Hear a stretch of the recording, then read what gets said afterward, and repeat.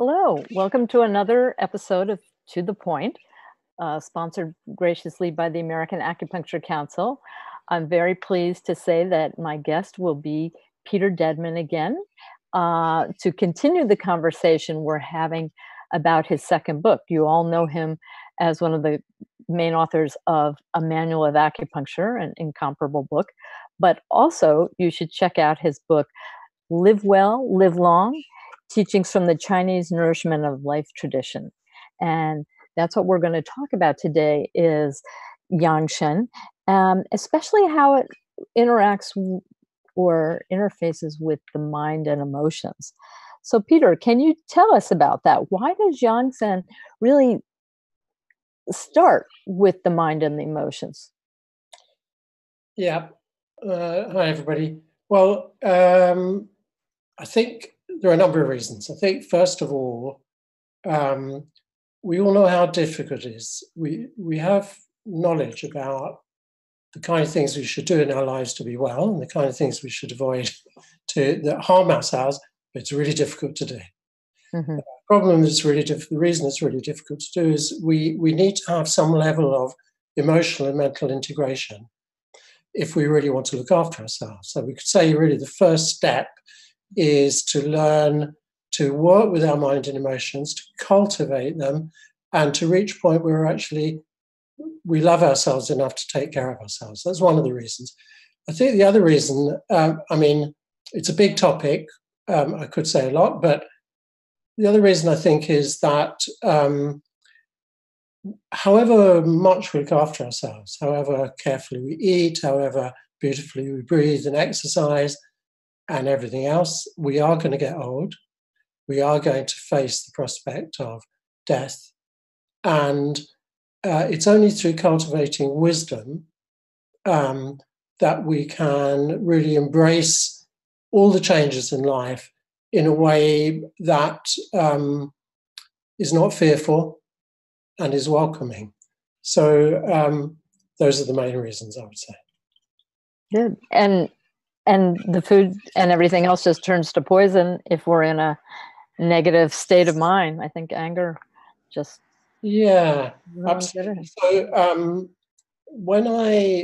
like everybody, when I was in acupuncture school and Chinese medicine school, I learned about the harmful emotions and I kind of went, yeah, I understand, I get it.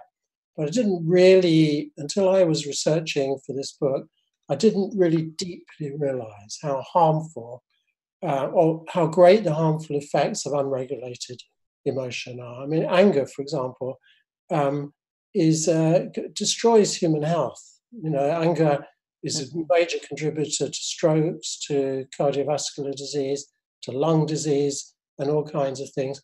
And so many of us dissipate our energy and injure ourselves through things like worry, through fear, through anxiety. These can really be deeply embedded in us. In fact, sometimes they're so deeply embedded that we can't really be fully aware that they're there. They form the kind of background noise of our lives. It's only when we start working with the mind and emotions that we become perhaps more aware how they infiltrate our lives and how they harm us. Yeah, I had a teacher who used to say that if you had an extreme emotional reaction, especially anger, it would kind of create a hole in your energetic field, kind of like damage the wei qi. And then usually within 48 hours or less, you'd end up coming down with a cold or flu. Now, it's not to negate the viruses and the microbes that cause these things and whatever factors that are contributing to it. But I have found that to be true with myself. Yeah. I mean, it's also true, a single bout of anger. When they looked into what happened in the 24 hours before people had strokes, the most common single factor was getting angry. Wow. Because Chinese medicine says anger makes the qi and blood rush up to the head. Right. Yeah. I can imagine that. Yeah. The heart's made for love, not for anger. Yeah. But it's also the kind of, so that's an acute, intense emotion, but it's also true that the kind of ongoing grumbling away emotions like fearfulness, worry, and anxiety, they also eat away at our health and Yeah. damage our spirit and our physical body. Yeah. Yeah. Um, do you want to mention just in case anybody's not familiar with it, the 7 emotions that they're talking about in this tradition? Yeah, I don't know why they stopped at 7. um, let me see There's more in if I my can remember. So anger, including frustration and resentment, brain. grief, excessive joy, meaning addiction to excitement that Mhm, robs us of the joy of normal, quiet life. mhm, Uh, did I say grief? I think I did. mhm, Um, Overthinking, particularly overthinking at the expense of the body. If we have to think a lot and work with our minds, we have to balance it with a lot of physical activity and exercise. Exercise the mhm. 4 limbs. Right. Um, Yeah. Fear, fright. I think I've probably missed one out, I can't remember. But then there's lots of others that are not mentioned, like jealousy, stress, which we Wow. kind of catch-all term for probably a mixture of all of them, hatred, self-hatred, lots more. All Yeah. these things that disturb our well-being and harm us physically. Yeah. I found if I was writing too much or working studying for an exam or something, and then I would go to a dance class, I couldn't dance. It's like I couldn't coordinate the mind and the body to do something that normally was not a problem. And I think it like it switches a gear in you when you go into the excess version of any of these emotions. The overthinking damages the spleen. Yeah. Spleen governs the muscles and the 4 limbs, the Right. physical body. Yes. So if we want to counter excessive thinking, we have to work with the body. Yeah. Yeah. Yeah. So, have you thought about or come to any realization of how to learn to understand and express your emotions without letting them overrun you? So not repressing, but not overindulging. Where's the balance? And I'm sure Chinese That's medicine would be advocating the balance. absolutely. That's really the art, one of the great arts of managing the emotions, to allow them to flow freely without indulging them in excessively. And that's kind of a lifelong work. That's the whole point, really, that learning to know ourselves emotionally and mentally is it's a project for the whole of our lives that we're constantly tweaking and working with. So yes, we have to learn to be aware of what we're feeling Hmm. and not censor it. But we Now, also have to learn not to mindlessly allow ourselves to be triggered by things and leap into familiar emotional responses. mhm, And that's the art of cultivating the mind. right. And what's wonderful about it is that there are really effective tools. The 2 most important tools really are meditation mindfulness, on the one hand, which we now know retrains the brain, actually physically changes the structure of the brain. It Right. strengthens parts of the brain, areas of the brain involved with emotional self-regulation. So that's one. And the other is breathing, deep, slow breathing. Hmm. So you can do deep, slow breathing in meditation, or you can do it in Qigong or Hmm. Tai Chi. And deep, slow breathing produces an extraordinary cascade of physiological effects, Hmm. particularly mediated through the vagus nerve, which stimulate the cool, calm, collected parasympathetic nervous system, which we then carry into our lives. Yeah. Now, my impression of Chinese culture is that there is a lot of emotional repression going on there. And so, did the ancients talk about this or, kind of, Yeah, they did. yeah? Yeah, they did, absolutely. They talked about the harmful effect of emotional repression and the harmful effect, actually, of also sexual repression. That's Hmm. quite interesting. But I think we're in a very good position because we have these 2 different cultures. We've got Chinese culture, which prizes quiet contentment and doesn't like extremes of emotion. Hmm. And then we have a Western culture which loves extreme emotion. We love to feel. We love to be in love. We love to be excited. We're not that interested in boring old quiet contentment. As Westerners who are rooted in Chinese medicine, we can kind of understand both of those ends of the spectrum. And so we may be in the best position to be able to find a way to harmonize the two. We don't want to be boring people, avoiding fun and pleasure and excitement. On the other hand, we don't want to be addicted to it. Yeah. Middle way. Yeah, exactly. Yeah. So, one of the things that I've found interesting in some of the research I've done on facial expressions, this guy Paul Ekman, who's written extensively about that, and he's also written with some things with the Dalai Lama about exploring emotions and finding that middle way. And he went around the world studying facial expressions. So a smile in Borneo is the same as a smile in Brighton, or a frown in Thailand is the same as a frown in San Diego. It's the emotional expressions, the facial expressions of these universal emotions are universal as well. So they found, though, that there's a feedback kind of system, that the facial expression is like letting steam off. It helps to kind of dissipate that emotion. So you can actually, it works both ways. You can like make the facial expression and induce the emotion, as well as having those habitual emotions creates those facial expressions that get kind of stuck or concretized on the face.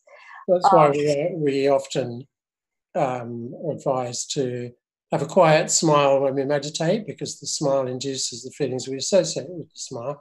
And it's particularly important when you're doing hard physical training to smile instead of interesting. Yeah. Right, and you see the monks and yogis and things that have really attained something, the lamas, whatever, they all have this little smile, and they always say when you're meditating, have a little, let the corners of your lips turn up. And it turns out that when you engage that muscle, it releases endorphins in the brain. So the ancients, again, they knew all this stuff before we had ways to express it scientifically. But yeah, I love it. So how would you say that cultivating positive emotions helps in our healing process? Well, there's just lots of research that shows it to be so. I mean, take generosity, for example. I would call generosity a positive emotion. There's loads of research that when we act with generosity, we feel better and our health is better. I mean, when they did a really interesting study into elderly people. Those who helped others over the period of the study. Yes. Sorry, let's put it the other way. Those who didn't help others over the period of the study were twice as likely to die as those who were engaged in generously giving of their time or support or money or whatever. We are social animals and we thrive through cooperation, through affection, through love. It has really positive, just in the same way as we thrive when we connect with nature. There are certain things that we know nourish us and feed us. So friendliness, laughter is a great one. Laughter yes. is a very, very healing force, because laughter vasodilates. When we laugh, all the blood vessels in the body open. Chi and blood flow freely. When we're scared, when we're angry, all the blood vessels tense up. So again, part of the broad spectrum looking after ourselves, make sure we laugh a lot. I have a couple of TV programs I know that reliably What are those? Here it's just I don't know if you get their BBC programs, One is Would I Lie to You? I know it's going to make me laugh. I love it. It makes me happy, but I also feel I'm taking my medicine, Yeah, it is. I mean, that's what progressive doctors and cancer experts now recommend, that people do something to produce laughter, so that obviously for these reasons. But there was a guy who used to be with the UN, very prominent, and he wrote about that, about the power of positivity, and he healed himself of some major disease just with laughter. He would just watch silly movies or whatever he did. Yeah. And yeah, but it's interesting to hear that it opens, we know from experience it does that, but to actually hear what that I don't know if there's time. happening in the body. Are we doing on time? There was something I wanted to know. Well, yeah, go ahead. Okay, well, when you talk about facial expressions, what it brought to mind is the really interesting work of a guy called Stephen Porges. I never quite know how to say his surname, who produced the idea of what's called the polyvagal theory. And that's particularly related to deep, slow breathing, which stimulates the vagus nerve. But he posited that there were 3 levels of defense, evolutionarily speaking. The most primitive is the freeze response, which we have inside us. The next evolved defense was the sympathetic flight or fight response. But he argues that the great success of the higher mammals, and particularly Homo sapiens, is that we use the parasympathetic state as a form of defense. In the parasympathetic state, when we're calm, when we're feeling open and friendly and trusting, we transmit that through our facial expression, through our tone of voice and the cadence of the voice, and also through our ability to listen to others. This is mediated by the vagus nerve, which has branches to the larynx, to the facial muscles, to the ears. So as healers, as practitioners, if we are in genuine parasympathetic state, can't fake it, you can pretend to fake it, but we're clever creatures, so we know when it's being faked. When we're in genuine parasympathetic state, the moment we encounter a patient, we're already sending them messages to tell them this is safe, this is a trustable situation.